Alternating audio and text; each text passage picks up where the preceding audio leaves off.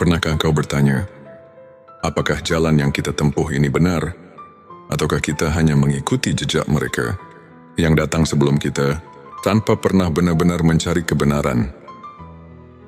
Kita lahir dalam keyakinan yang diwariskan. Kita tumbuh dengan ajaran yang diajarkan. Tapi apakah kita pernah berhenti sejenak untuk bertanya, apakah ini benar-benar jalan menujunya?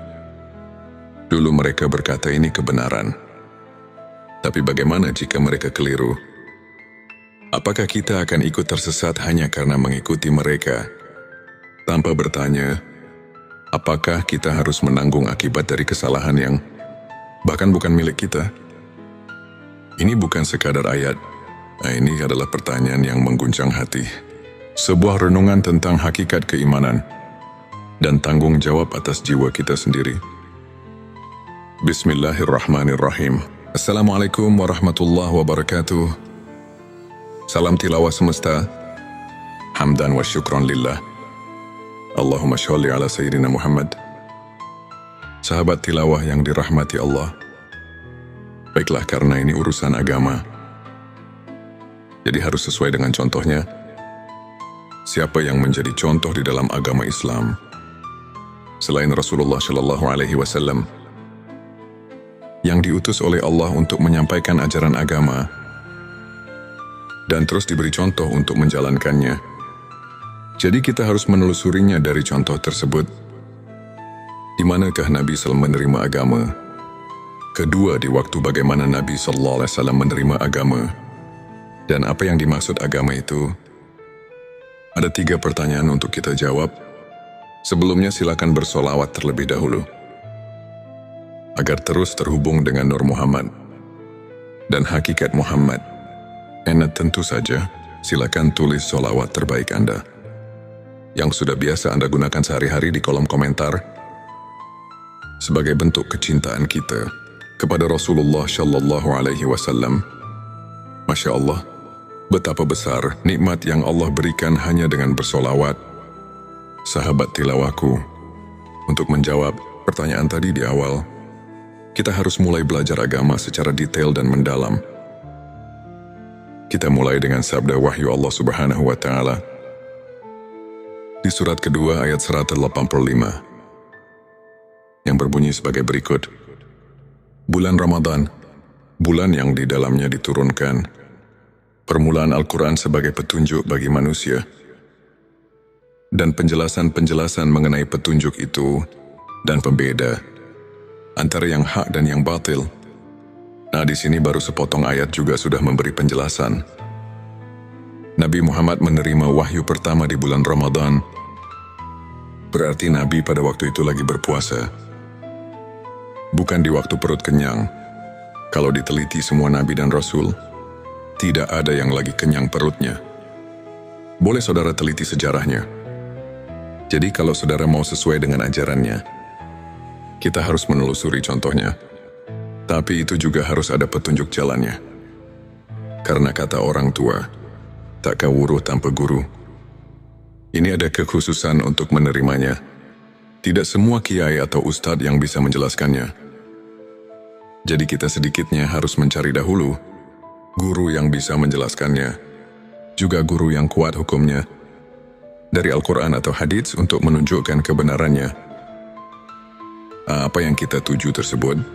Kenapa begitu? Karena kalau ini perintah Allah, itu pasti ada hukumnya yang pasti. Tidak cuma kata-kata rumus atau siloka saja. Karena di dalam agama harus jelas hukumnya. Supaya kita belajarnya tekun dan menjadi keyakinan yang pasti, tidak goyah lagi. Apalagi ini urusan keselamatan nanti di akhirat. Harus konsekuen dengan petunjuk Allah dan Rasul-Nya. Ada lagi yang bertanya, apakah masih ada di zaman sekarang yang bisa menunjukkan hal itu? Saya jawab, tahun ini sudah menjadi kepastian. Masih ada karena ada keterangan yang menjelaskan al-ulama'ul warasatul anbiya. Ulama itu pewaris para nabi. Jadi saya percaya sekarang masih ada atau banyak yang bisa menunjukkan hal ini. Hanya mungkin agak sulit mencarinya. Sabarlah sedikit. Kalau kita keras, keinginan itu pasti akan ketemu. Sahabat tilawahku, pernahkah kau merasa dunia ini begitu bising, tapi hatimu justru sunyi? Pernahkah kau merasa memiliki segalanya, tapi tetap ada ruang kosong yang tak bisa diisi? Kita mencari makna dalam hidup, tapi semakin dalam menggali, semakin banyak yang terasa hampa. Semua ilmu telah kau pelajari, tetapi masih ada yang kurang. Sesuatu yang tak bisa dijelaskan oleh logika semata. Ilmu ma'rifat bukan sekadar pengetahuan. Ia bisa menjadi cahaya yang menerangi jalanmu, atau justru kabut yang menyesatkan langkahmu. Jika tak dipahami dengan hati yang bersih, ia bisa membuatmu semakin dekat dengannya, atau justru semakin jauh, tenggelam dalam keangkuhan yang tak kasat mata. Inilah perjalanan menyingkap hakikat, memahami manfaat dan mudarat ilmu ma'rifat. Sebuah perjalanan yang tak semua orang berani tempuh, tapi mereka yang menemukannya akan merasakan sesuatu yang tak bisa diungkapkan dengan kata-kata. Allahumma sholli ala Sayyidina Muhammad. Ilmu ini disusun secara turun-temurun. Ilmu ma'rifat dan tauhid ini merupakan pemurnian dan penyegaran kembali ilmu tauhid dan ma'rifat. Sebelumnya silakan bersolawat terlebih dahulu agar terus terhubung dengan Nur Muhammad dan hakikat Muhammad tentang ilmu tingkat tinggi ini, ilmu ma'rifat dan tauhid ini. Ada dua hal yang wajib dipahami, yaitu mudarat dan manfaat.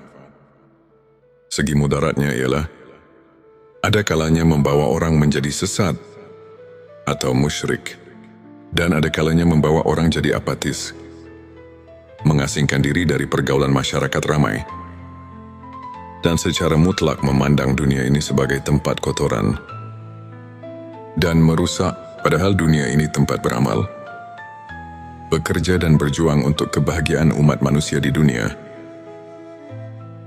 Dan di akhirat, bisa terjadi hal-hal demikian itu apabila seseorang bertasawuf tanpa berakidah yang konsekuen dan bersyariah, dan tanpa tasawuf yang berasal dari tasawuf Islam yang murni.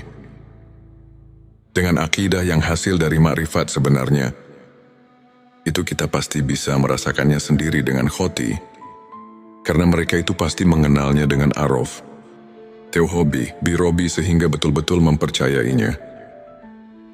Dengan syariah, kita dapat taat menuruti peraturan-peraturan agama.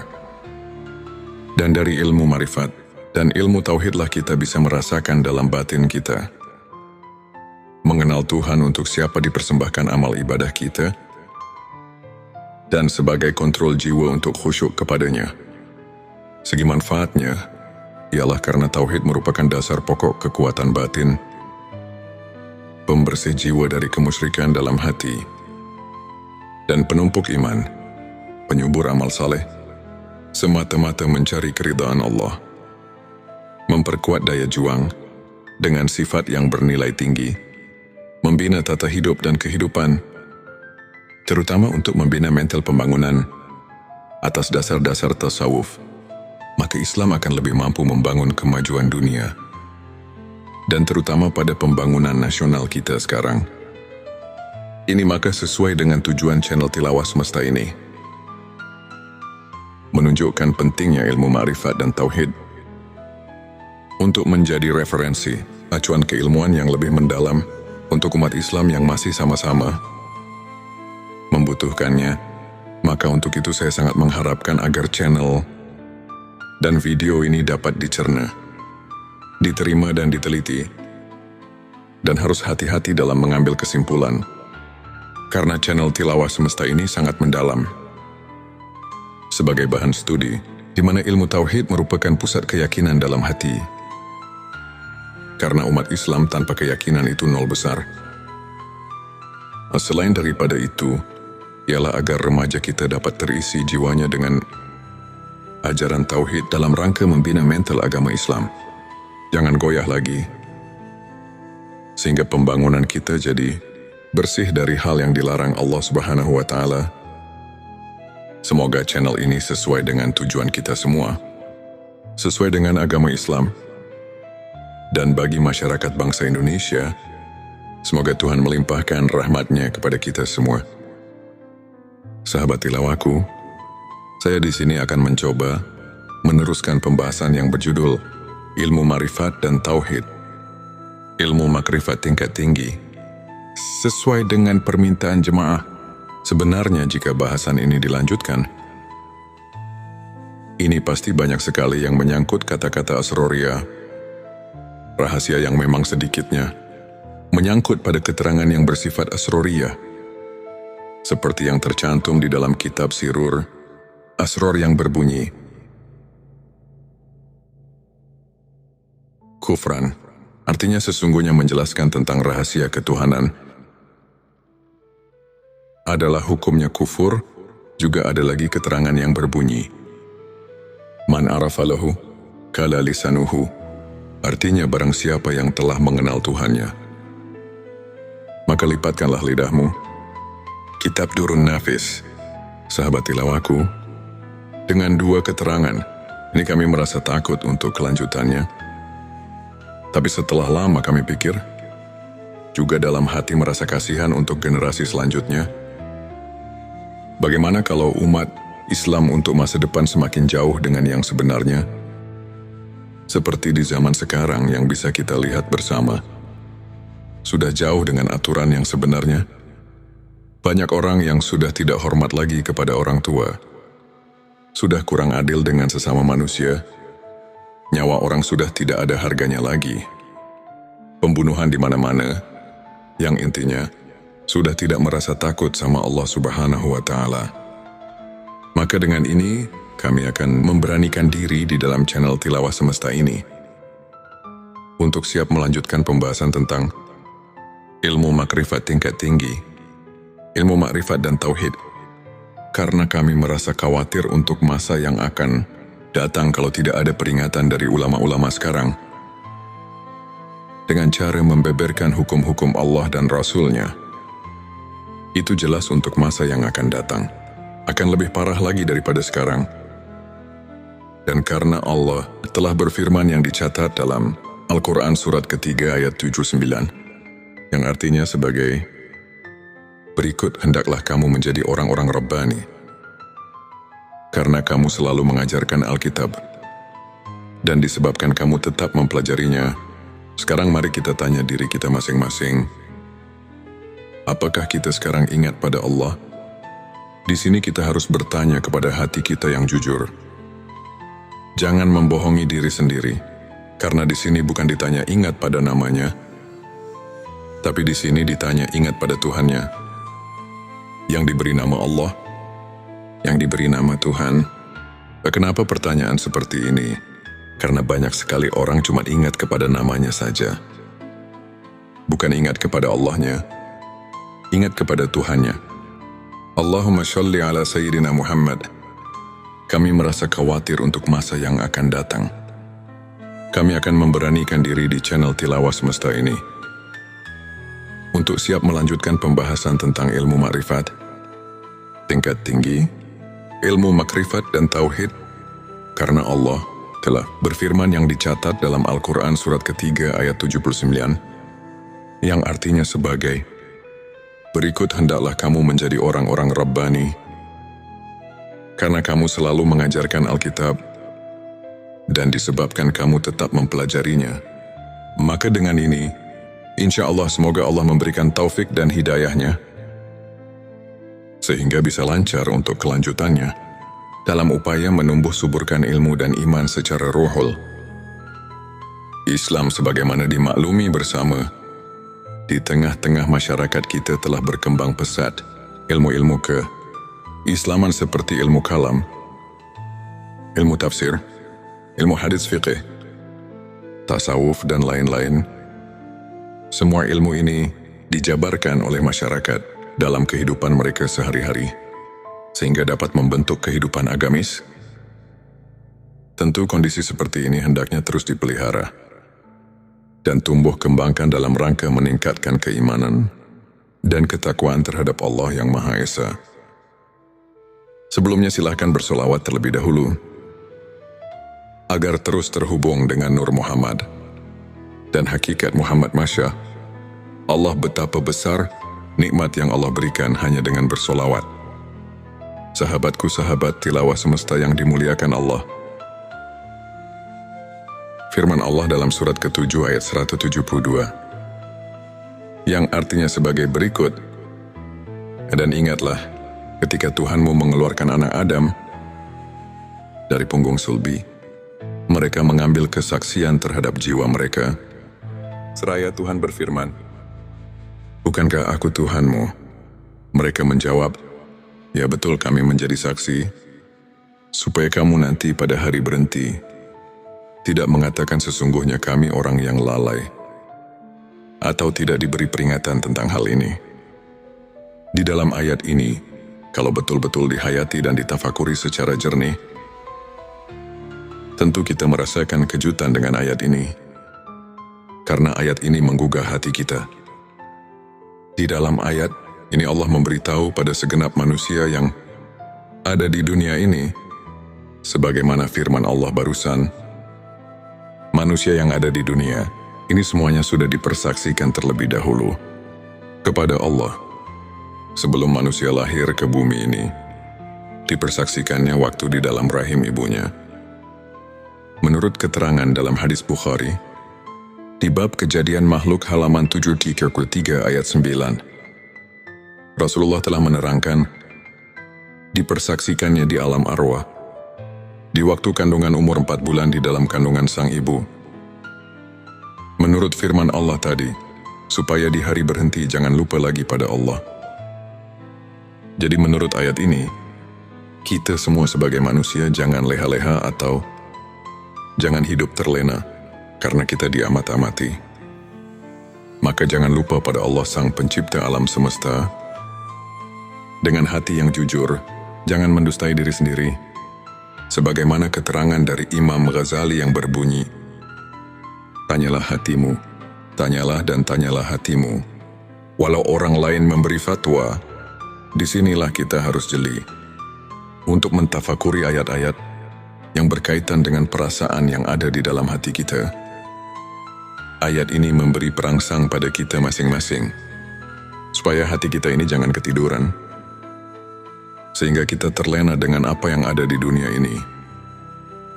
Lupa pada tugas hidup kita sebagai hamba Allah Subhanahu wa Ta'ala, yang tidak boleh dilupakan, yaitu menjalankan perintah-perintah yang telah diperintahkan dalam Al-Quran dan hadisnya.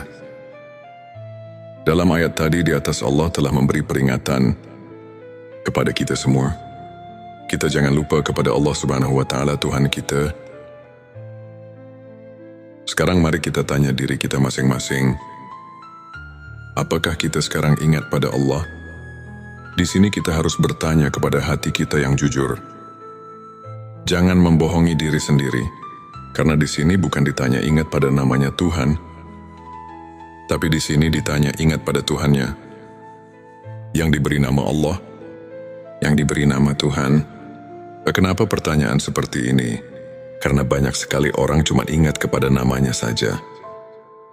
Bukan ingat kepada Allahnya, bukan ingat kepada Tuhannya. Untuk menjawab pertanyaan ini, pertama kita harus memakai pikiran yang mendalam. Kedua, harus vakum bidawahir. Ketiga, harus memakai hati yang jujur. Baru pertanyaan ini bisa dijawab dengan sempurna. Tapi kalau dijawab dengan hati bainaung, ini pasti akan menimbulkan fitnah di kalangan umat Islam. Na'udzubillah, jangan terjadi seperti ini. Ini cuma mengingatkan hati kita, khususnya umat Islam, jangan sampai keliru untuk menetapkan akidah kita kepada Allah Subhanahu Tuhan kita semua, karena Tuhan mengamat-amati. Jangan sampai lupa kepadanya. Di dalam surat ke-33 ayat 41 yang artinya sebagai berikut, hai orang-orang yang beriman, ingatlah kepada Tuhanmu dengan sebanyak-banyaknya. Ingat kalau ayat ini dikaji dan ditafakuri secara mendalam, pasti kita akan terpanggil secara spontan. Terus kita mengusahakan supaya kita terus-menerus ingat kepada Tuhan Bahkan ada lagi keterangan yang mengingatkan, ingatannya kepada Tuhan harus pikuli. Lam hati wa nafasim bi. Ada di kuli, maklumilah ingatnya kepada Tuhan harus sebing bilangan nafas. Dan kedipan mata.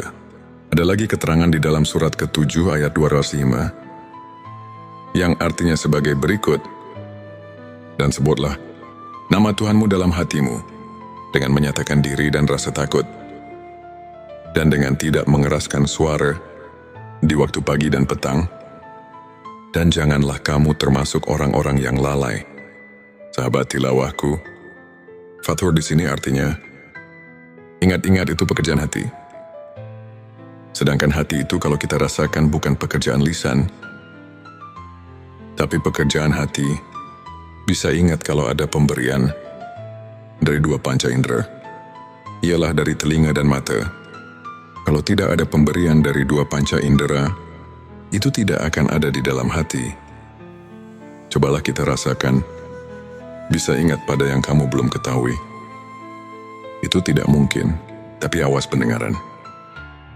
Legenan penglihatan di sini bukan pendengaran atau penglihatan sual basiro, tapi pendengaran atau penglihatan ainal basiro dan hakul basiro.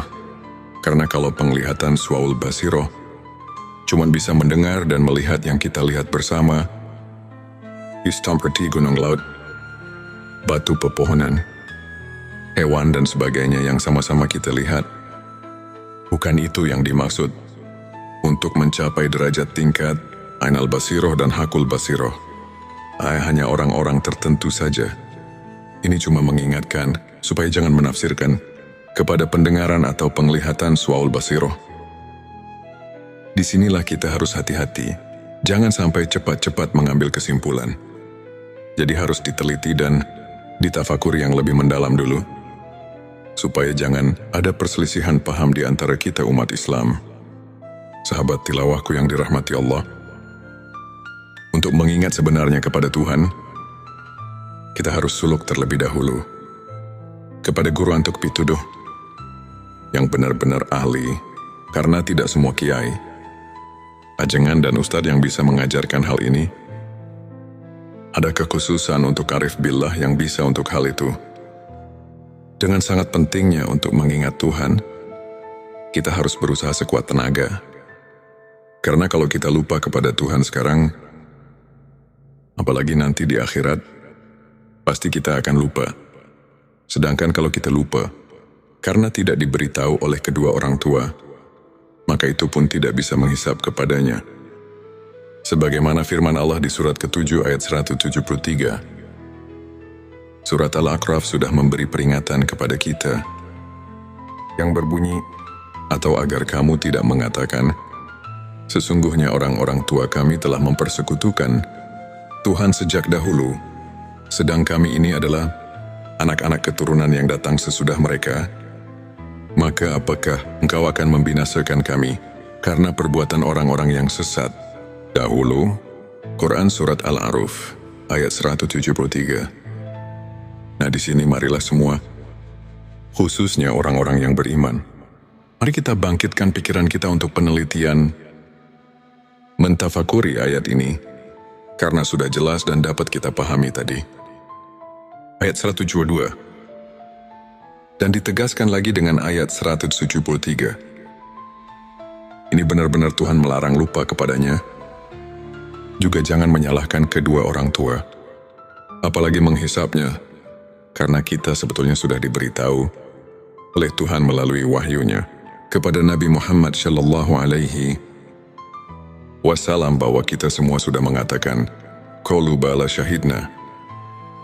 Maksudnya supaya kita nanti di akhirat jangan bilang lalai atau lupa kepadanya, sebab kalau lupa atau lalai, atau lupa kepadanya, ini hanya kesalahannya sendiri, yang akibatnya kita akan mendapatkan kesesatan, karena mungkin karena tidak mau tahu tentang agama sendiri.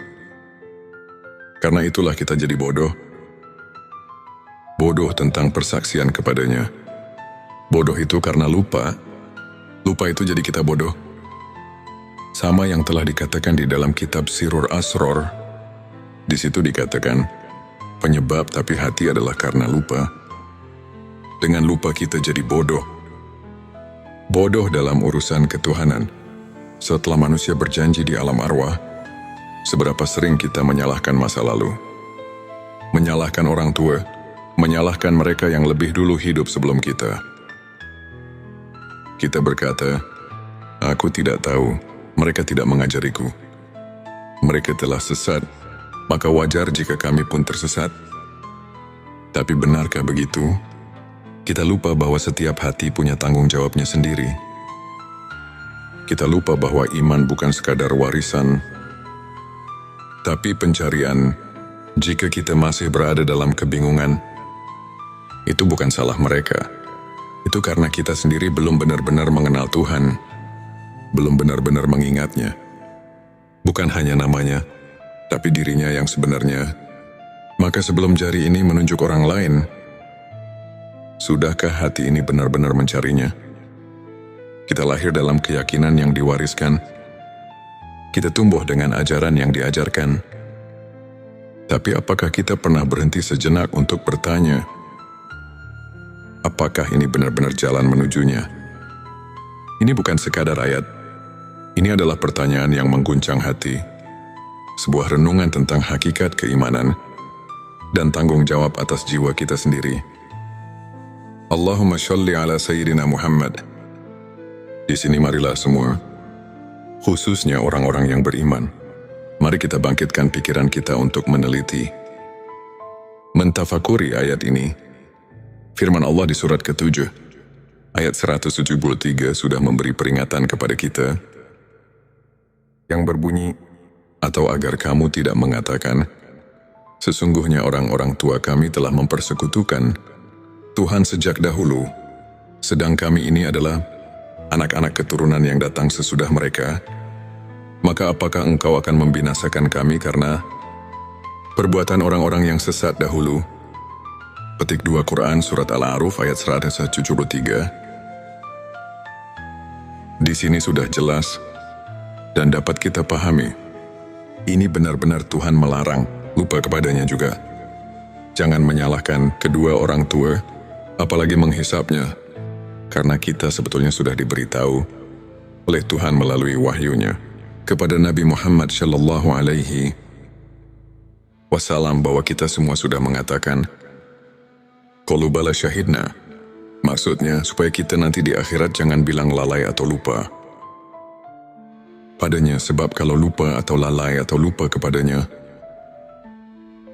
ini adalah kesalahannya sendiri, yang akibatnya kita akan mendapatkan kesesatan, karena tidak mau tahu tentang agama sendiri. Karena itulah kita jadi bodoh tentang persaksian kepadanya. Bodoh itu karena lupa itu jadi kita bodoh. Begitupun yang telah dikatakan di dalam kitab Sirur Asror. Di situ dikatakan, penyebab buta hati adalah karena lupa. Dengan lupa kita jadi bodoh. Bodoh dalam urusan ketuhanan. Setelah manusia berjanji di alam arwah, di dalam pengertian ingat, ada 3 macam pengertian. Sebelumnya silakan bersolawat terlebih dahulu, agar terus terhubung dengan Nur Muhammad. Dan hakikat Muhammad, Masya Allah, betapa besar nikmat yang Allah berikan hanya dengan bersolawat. Sahabat tilawahku, di dalam pengertian ingat, ada 3 macam pengertian.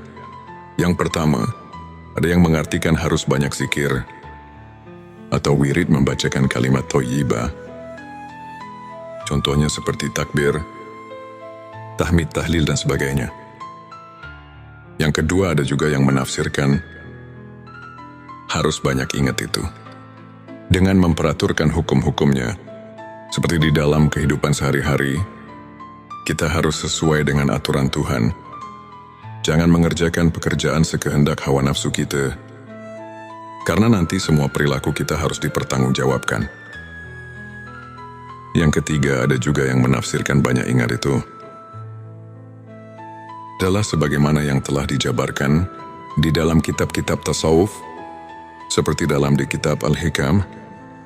Para arif billah menafsirkan ayat tersebut di atas dan meneliti di surat kedua ayat 152. itu benar-benar kita selaku manusia yang ada di jagat raya. Ini dilarang keras lupa kepada Tuhan. Jadi kita di dalam menafsirkan ayat tersebut harus hati-hati, karena urusan ingat itu adalah urusan hati atau urusan kolbu. Ini tidak bisa dengan begitu saja, walaupun yang sebelumnya juga tidak salah. Itu penafsiran tingkat dasar. Tapi kita harus ingat, ini pekerjaan kolbu, harus vakum bidawahir, sehingga bisa dirasakan oleh yang mengingatnya. Untuk mengingat dengan sebenarnya, ini harus melalui proses yang tertentu, karena kolbu itu tidak akan bisa dibohongi. Kolbu bisa ingat cuma kepada yang sudah diketahui. Kolbu tidak akan ingat kepada yang belum diketahui.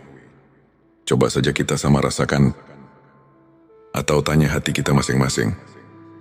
Secara jujur, apakah bisa ingat kepada yang belum kita ketahui ini? Jawaban ada di dalam kolbu kita masing-masing.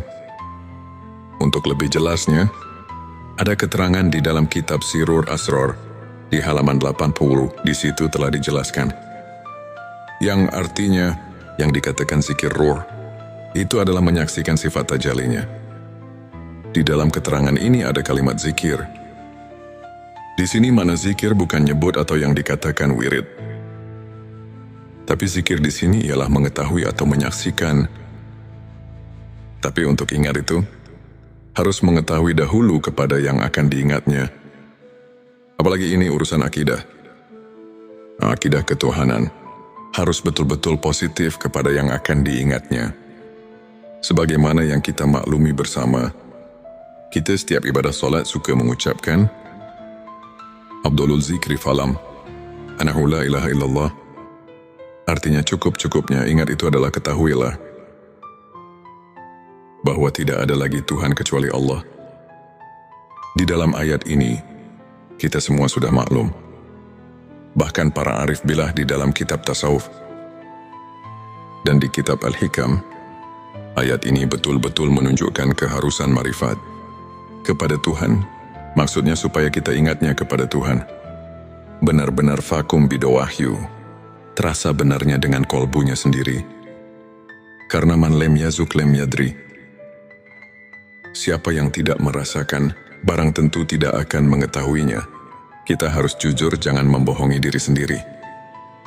Sesuai dengan firman Allah di dalam surat ke-33 ayat 70, yang artinya, hai orang-orang yang beriman, bertakwalah kamu kepada Allah dan mengucapkan kata yang benar. Di dalam ayat ini, kita kayaknya disuruh banyak menyadarkan diri, supaya jangan sembarangan di dalam mengingat Tuhan, atau jangan asal-asalan. Sahabatku, ada dalil yang mengatakan, yang artinya, barang siapa yang mengerjakan hari sekarang, sama saja dengan hari kemarin. Itu orang termasuk golongan yang merugi. Artinya kita jangan lari di tempat, karena itu tidak akan maju-maju.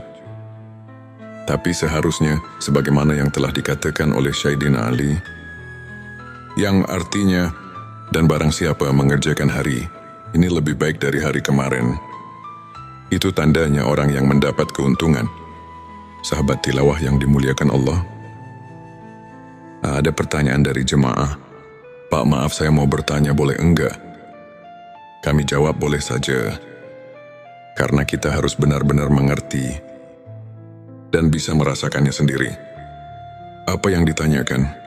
Katanya, setelah kita menyimak keterangan dari awal sampai akhir, ini kaya-kaya manusia berikut saya, harus mengenal Tuhan itu harus diawali dari dunia ini. Nah, di sini saya mau nanya, apakah mungkin saya, manusia biasa, bisa mengenal Tuhan di dunia ini? Saya jawab, maaf, saya tidak akan menjawab langsung kepadamu, tapi Allah lah yang akan menjawab pertanyaanmu. Sebagaimana firman Allah dalam surat ke-5, Al-Maidah ayat 35. Yang artinya, hai orang-orang yang beriman, bertakwalah kepada Allah dan carilah jalan yang mendekatkan diri kepadanya.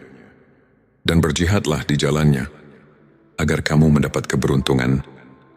Dari ayat ini sudah jelas, bahwa Tuhan menunjukkan kepada seluruh manusia yang ada di dunia ini, terutama kepada orang yang mengaku iman kepada Tuhan, bahwa kita selaku manusia yang sudah mengaku iman, harus sekeras mungkin untuk mencapai wasilah, atau jalan untuk taqarrub, mendekatkan diri kepadanya. Juga di dalam ayat lain, Tuhan telah berfirman sebagaimana yang tercatat di surat ke-84 ayat 6. Yang artinya, hai manusia, sesungguhnya kamu telah bekerja dengan sungguh-sungguh menuju Tuhanmu, maka pasti kamu akan menemuinya. Sahabat tilawahku yang dirahmati Allah, maaf sekali lagi saya mau tanyakan, kan manusia semua nanti setelah mati pasti berjumpa dengannya, karena semua akan pulang kepadanya. Ini bagaimana? Karena setiap pulang pasti berjumpa. Itu benar kalau dipikir dengan logika.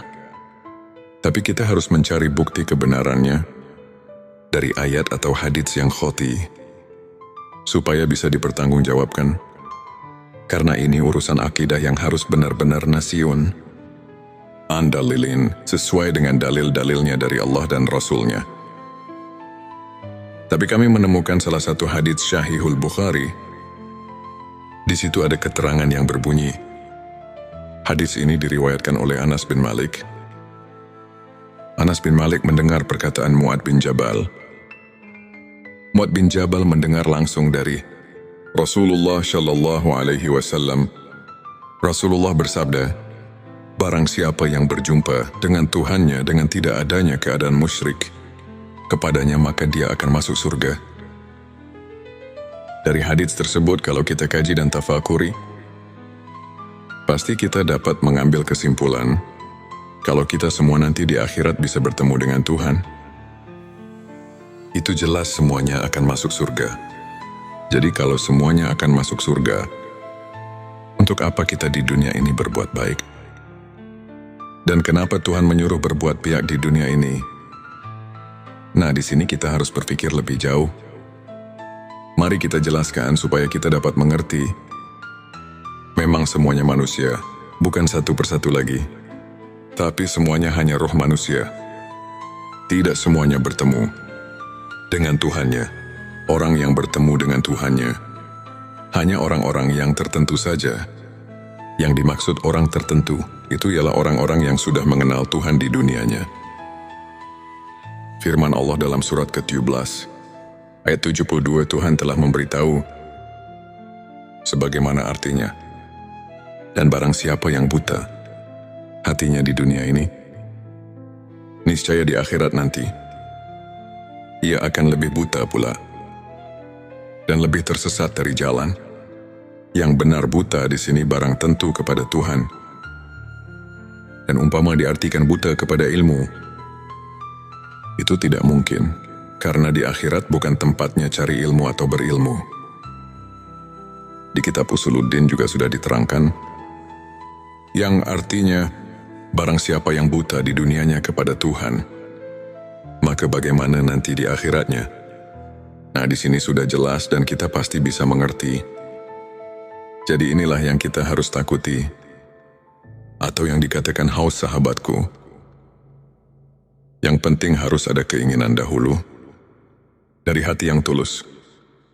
Karena ini bukan pekerjaan yang mudah. Ini memerlukan tarekat-tarekat tertentu yang harus dijalankan. Kalau keinginannya masih lemah, barang tentu tidak akan berhasil. Sebab ini memerlukan tabu nafsu memeras, keringat suglul kolbi, semangat dorongan hati, dan sidatul hisab, kuat perhitungan. Hadirin yang dimuliakan Allah, jika keinginannya sudah kuat, Tuhan telah memberi peluang kepada kita. Siapa saja yang ingin berjumpa dengannya, itu pasti akan berjumpa. Sebagaimana firman Allah di dalam surat ke-18 ayat 110. Yang artinya, barang siapa yang mengharap perjumpaan dengan Tuhannya, maka hendaklah ia mengerjakan amal yang soleh. Dan janganlah ia mempersekutukan seorang pun dalam beribadah kepada Tuhannya. Allahumma sholli ala Sayyidina Muhammad Di sini marilah semua, khususnya orang-orang yang beriman, mari kita bangkitkan pikiran kita untuk meneliti, mentafakuri ayat ini. Firman Allah di surat ke-7, ayat 173 sudah memberi peringatan kepada kita yang berbunyi, atau agar kamu tidak mengatakan, sesungguhnya orang-orang tua kami telah mempersekutukan Tuhan sejak dahulu, sedang kami ini adalah anak-anak keturunan yang datang sesudah mereka.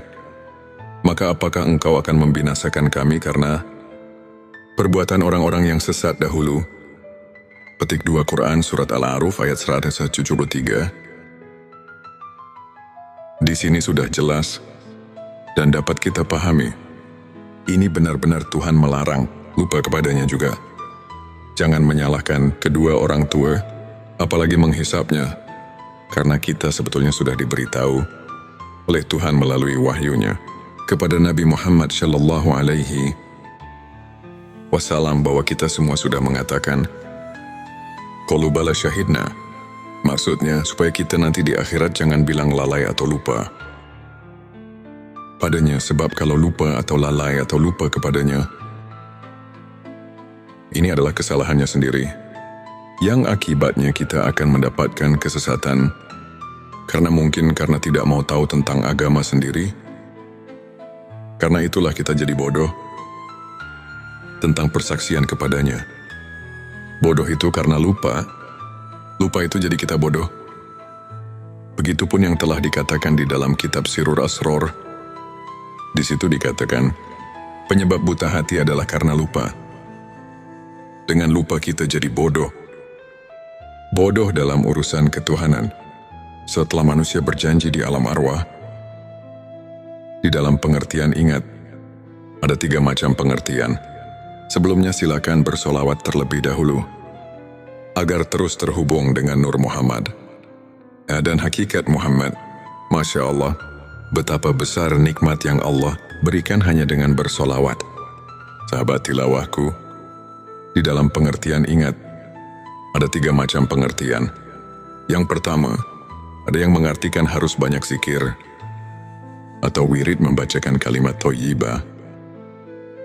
Contohnya seperti takbir, tahmid, tahlil, dan sebagainya. Yang kedua, ada juga yang menafsirkan harus banyak ingat itu, dengan memperaturkan hukum-hukumnya. Seperti di dalam kehidupan sehari-hari, kita harus sesuai dengan aturan Tuhan. Jangan mengerjakan pekerjaan sekehendak hawa nafsu kita, karena nanti semua perilaku kita harus dipertanggungjawabkan. Yang ketiga, ada juga yang menafsirkan banyak ingat itu adalah sebagaimana yang telah dijabarkan di dalam kitab-kitab tasawuf, seperti dalam di kitab Al-Hikam. Para arif billah menafsirkan ayat tersebut di atas dan meneliti di surat kedua ayat 152. Itu benar-benar kita selaku manusia yang ada di jagat raya. Ini dilarang keras lupa kepada Tuhan. Jadi kita di dalam menafsirkan ayat tersebut harus hati-hati, karena urusan ingat itu adalah urusan hati atau urusan kolbu. Ini tidak bisa dengan begitu saja, walaupun yang sebelumnya juga tidak salah. Itu penafsiran tingkat dasar. Tapi kita harus ingat, ini pekerjaan kolbu, harus vakum bidawahir, sehingga bisa dirasakan oleh yang mengingatnya. Untuk mengingat dengan sebenarnya, ini harus melalui proses yang tertentu, karena kolbu itu tidak akan bisa dibohongi. Kolbu bisa ingat cuma kepada yang sudah diketahui. Kolbu tidak akan ingat kepada yang belum diketahui. Coba saja kita sama rasakan, atau tanya hati kita masing-masing. Secara jujur, apakah bisa ingat kepada yang belum kita ketahui ini? Jawaban ada di dalam kolbu kita masing-masing. Untuk lebih jelasnya, ada keterangan di dalam kitab Sirur Asror di halaman 80. Di situ telah dijelaskan, yang artinya yang dikatakan zikir ruh itu adalah menyaksikan sifat tajalinya. Di dalam keterangan ini ada kalimat zikir. Di sini mana zikir bukan nyebut atau yang dikatakan wirid. Tapi zikir di sini ialah mengetahui atau menyaksikan. Tapi untuk ingat itu, harus mengetahui dahulu kepada yang akan diingatnya. Apalagi ini urusan akidah. Akidah ketuhanan harus betul-betul positif kepada yang akan diingatnya. Sebagaimana yang kita maklumi bersama, kita setiap ibadah solat suka mengucapkan Abdulul zikri falam, anahu la ilaha illallah. Artinya cukup-cukupnya ingat itu adalah ketahuilah bahwa tidak ada lagi Tuhan kecuali Allah. Di dalam ayat ini, kita semua sudah maklum. Bahkan para arif bilah di dalam kitab tasawuf dan di kitab Al-Hikam, ayat ini betul-betul menunjukkan keharusan marifat kepada Tuhan. Maksudnya supaya kita ingatnya kepada Tuhan. Benar-benar vakum bidawahyu, terasa benarnya dengan kolbunya sendiri. Karena man lem yazuk lem yadri. Siapa yang tidak merasakan, barang tentu tidak akan mengetahuinya. Kita harus jujur, jangan membohongi diri sendiri. Sesuai dengan firman Allah di dalam surat ke-33 ayat 70. Yang artinya, hai orang-orang yang beriman, bertakwalah kamu kepada Allah dan mengucapkan kata yang benar. Di dalam ayat ini, kita kayaknya disuruh banyak menyadarkan diri, supaya jangan sembarangan di dalam mengingat Tuhan, atau jangan asal-asalan. Sahabatku, ada dalil yang mengatakan, yang artinya, barang siapa yang mengerjakan hari sekarang, sama saja dengan hari kemarin, itu orang termasuk golongan yang merugi. Artinya kita jangan lari di tempat, karena itu tidak akan maju-maju. Tapi seharusnya, sebagaimana yang telah dikatakan oleh Sayyidina Ali, yang artinya, dan barang siapa mengerjakan hari, ini lebih baik dari hari kemarin. Itu tandanya orang yang mendapat keuntungan. Sahabat tilawah yang dimuliakan Allah. Ada pertanyaan dari jemaah. Pak, maaf saya mau bertanya, boleh enggak?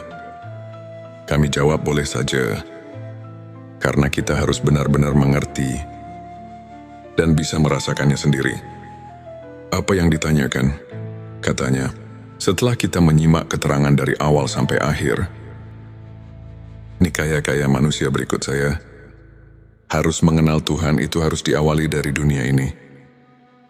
Nah, di sini saya mau nanya, apakah mungkin saya, manusia biasa, bisa mengenal Tuhan di dunia ini?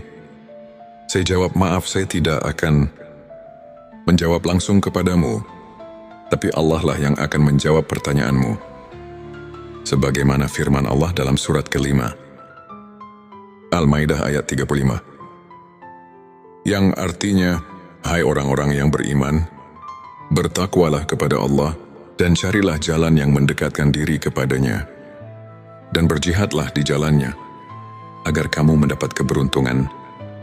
Dari ayat ini sudah jelas bahwa Tuhan menunjukkan kepada seluruh manusia yang ada di dunia ini, terutama kepada orang yang mengaku iman kepada Tuhan, bahwa kita selaku manusia yang sudah mengaku iman, harus sekeras mungkin untuk mencapai wasilah, atau jalan untuk taqarrub, mendekatkan diri kepadanya. Juga di dalam ayat lain, Tuhan telah berfirman, sebagaimana yang tercatat di surat ke-84 ayat 6. Yang artinya, hai manusia, sesungguhnya kamu telah bekerja dengan sungguh-sungguh menuju Tuhanmu, maka pasti kamu akan menemuinya. Sahabat tilawahku yang dirahmati Allah, maaf sekali lagi saya mau tanyakan, kan manusia semua nanti setelah mati pasti berjumpa dengannya, karena semua akan pulang kepadanya. Ini bagaimana? Karena setiap pulang pasti berjumpa. Itu benar kalau dipikir dengan logika. Tapi kita harus mencari bukti kebenarannya dari ayat atau hadits yang khoti, supaya bisa dipertanggungjawabkan. Karena ini urusan akidah yang harus benar-benar nasyun, andalilin, sesuai dengan dalil-dalilnya dari Allah dan Rasulnya. Tapi kami menemukan salah satu hadits Syahihul Bukhari. Di situ ada keterangan yang berbunyi. Hadits ini diriwayatkan oleh Anas bin Malik. Anas bin Malik mendengar perkataan Mu'ad bin Jabal. Mu'ad bin Jabal mendengar langsung dari Rasulullah Shallallahu Alaihi Wasallam. Rasulullah bersabda, barang siapa yang berjumpa dengan Tuhannya dengan tidak adanya keadaan musyrik kepadanya, maka dia akan masuk surga. Dari hadits tersebut, kalau kita kaji dan tafakuri, pasti kita dapat mengambil kesimpulan kalau kita semua nanti di akhirat bisa bertemu dengan Tuhan. Itu jelas semuanya akan masuk surga. Jadi kalau semuanya akan masuk surga, untuk apa kita di dunia ini berbuat baik? Dan kenapa Tuhan menyuruh berbuat baik di dunia ini? Nah, di sini kita harus berpikir lebih jauh.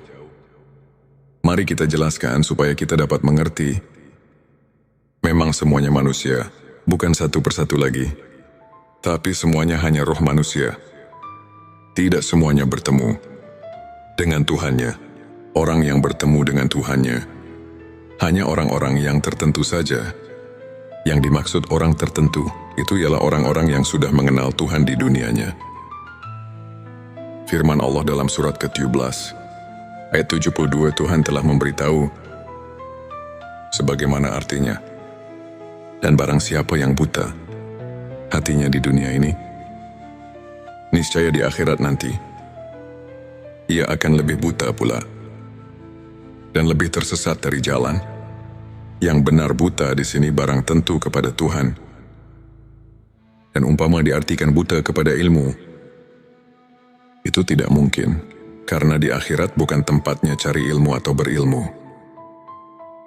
Di kitab Usuluddin juga sudah diterangkan, yang artinya barang siapa yang buta di dunianya kepada Tuhan, maka bagaimana nanti di akhiratnya?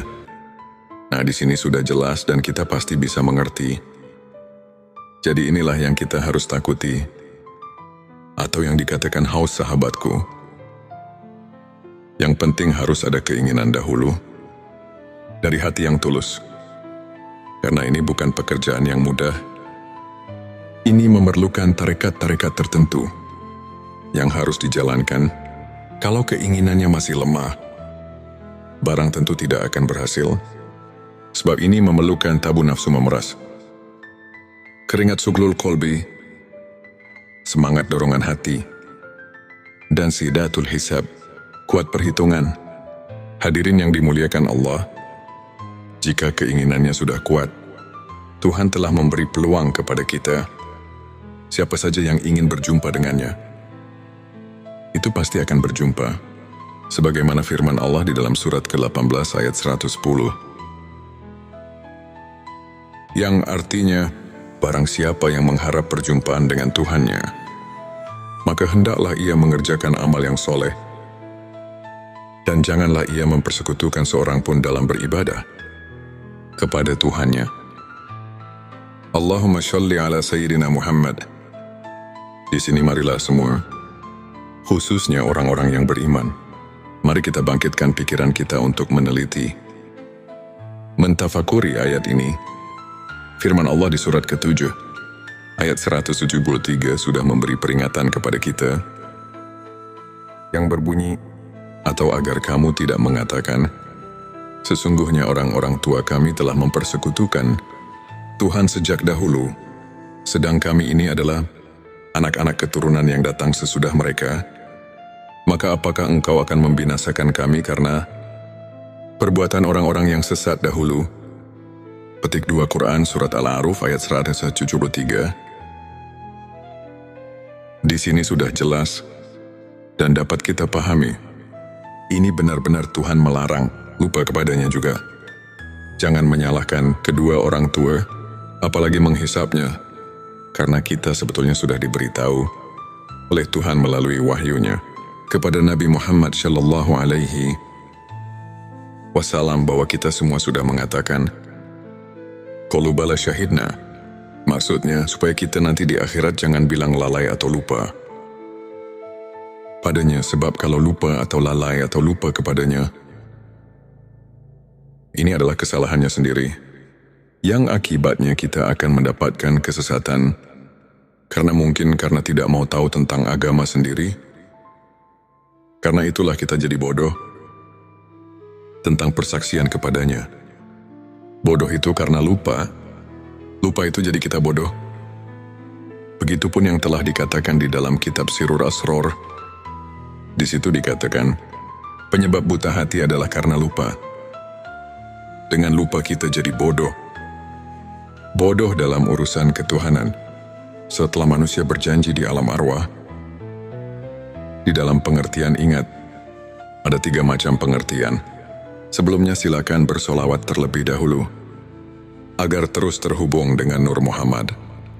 Dan hakikat Muhammad, Masya Allah, betapa besar nikmat yang Allah berikan hanya dengan bersolawat.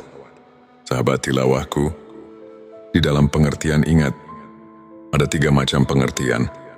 Yang pertama, ada yang mengartikan harus banyak zikir, atau wirid membacakan kalimat thayyibah. Contohnya seperti takbir, tahmid, tahlil, dan sebagainya. Yang kedua, ada juga yang menafsirkan harus banyak ingat itu, dengan memperaturkan hukum-hukumnya. Seperti di dalam kehidupan sehari-hari, kita harus sesuai dengan aturan Tuhan. Jangan mengerjakan pekerjaan sekehendak hawa nafsu kita, karena nanti semua perilaku kita harus dipertanggungjawabkan. Yang ketiga, ada juga yang menafsirkan banyak ingat itu adalah sebagaimana yang telah dijabarkan di dalam kitab-kitab tasawuf, seperti dalam di kitab Al-Hikam. Para arif billah menafsirkan ayat tersebut di atas dan meneliti di surat kedua ayat 152.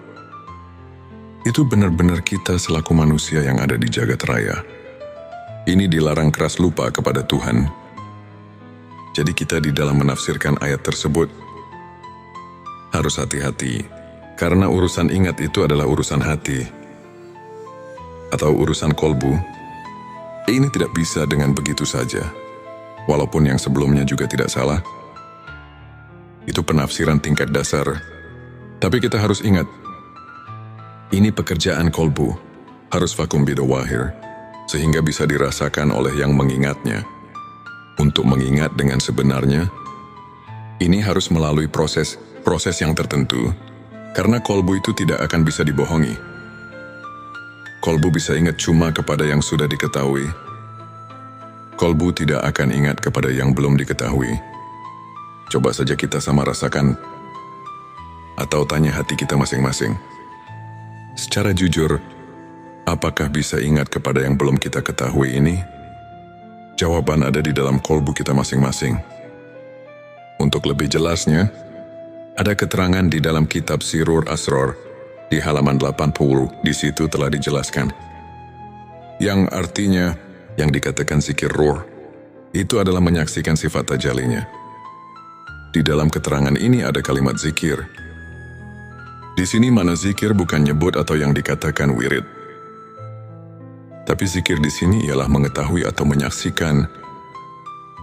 Tapi untuk ingat itu, harus mengetahui dahulu kepada yang akan diingatnya.